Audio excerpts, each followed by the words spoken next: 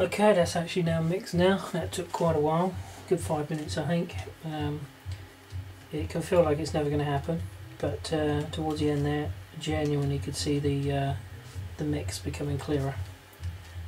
Okay, and that's been fairly good in keeping bubbles out as well. This is fairly thin. If you're a little, if it's a little cooler when you mix, you'll find bubbles go in and they're a lot harder to get out. Okay, so now we're going to pour. Fingers crossed we've got enough.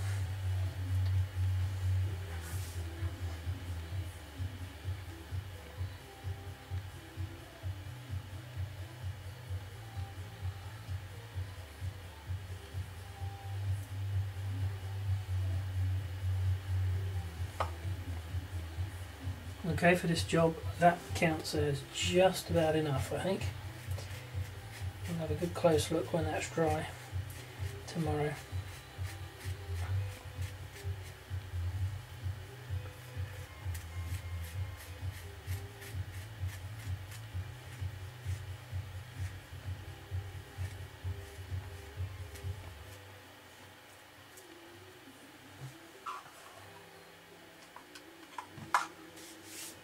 Okay, unfortunately I can't give it a tip up for you to see, but I'm just going to bring the camera in so you can see what we got there. Okay.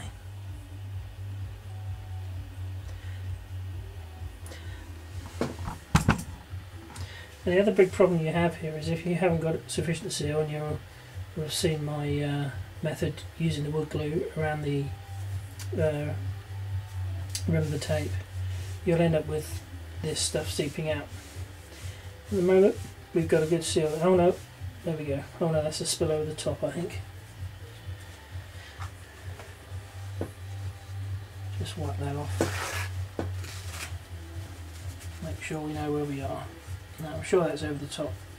Come over the top because it's on the outside of the tape.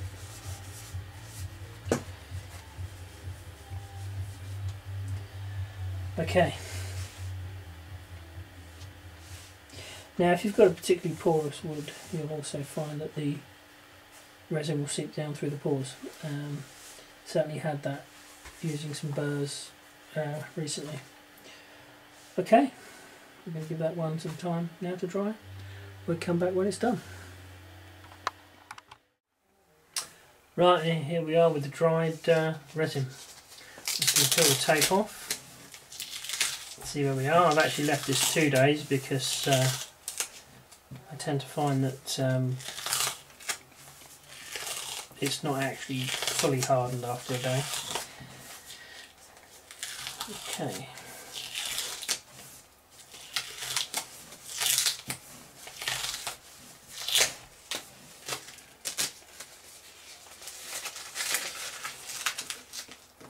Right, some interesting things to note. The resin did penetrate down past my seal.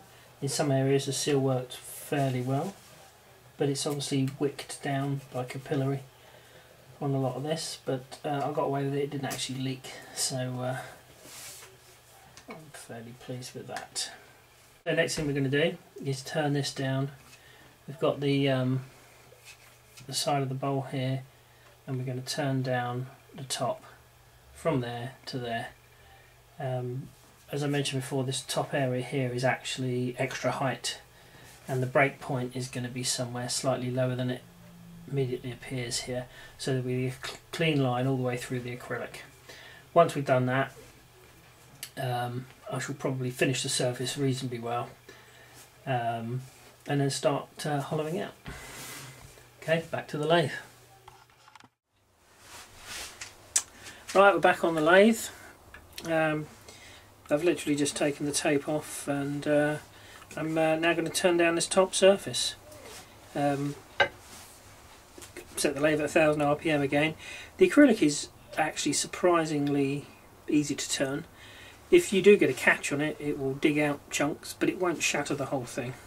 I've never had it. I've always been fairly careful with the acrylic, but I've never had it shatter on me or pull away from the wood or any of those things.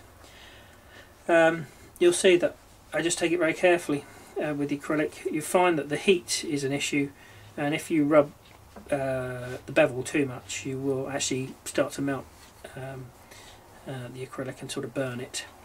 But you just take it slowly. You can't certainly be as aggressive as you are with wood. Okay, let's turn down this top surface.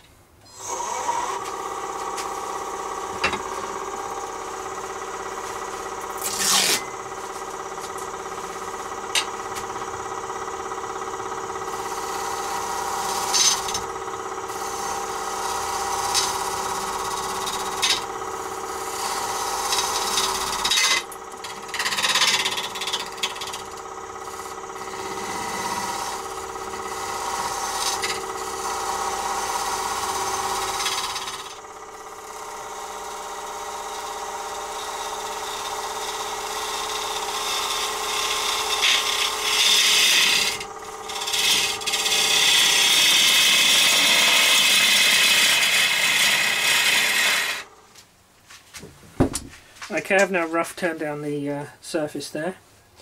I've got a reasonable amount of depth of acrylic here, so the more I turn, the more rim distance there'll be here.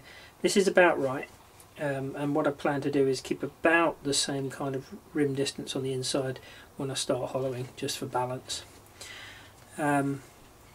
Something which you probably can't see too well from there, but you remember from a previous shot that some of the acrylic has leaked down the side of the tape here. So before I finalise that surface and start to do a shear cut to smooth out the surface, I'm going to need to skim over this outside edge here to get rid of this acrylic, so I shall do that now.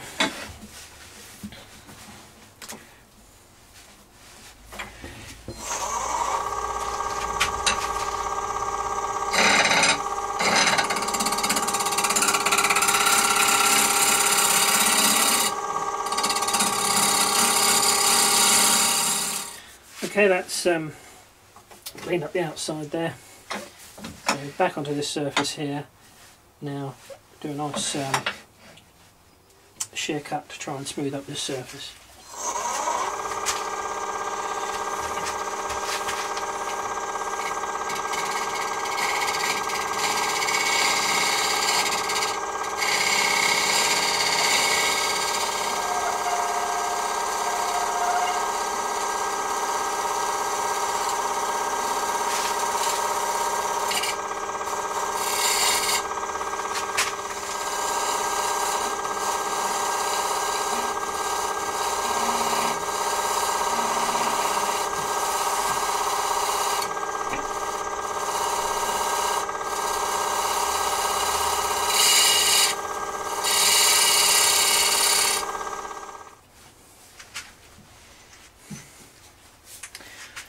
Okay, what I've done there is take quite a high angle shear cut, so I put the handle of the gouge very low and actually turn the face of this cutting edge, the far one from you, so that it's pointing directly into the wood, just at a slight angle to the cut.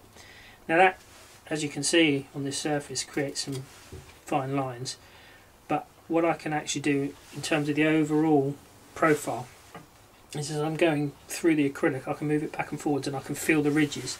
So I know now that that is a fairly correct sort of smooth profile. But what I can now do is try and smooth up the surface slightly. And for that I'm going to use the gouge as a scraper.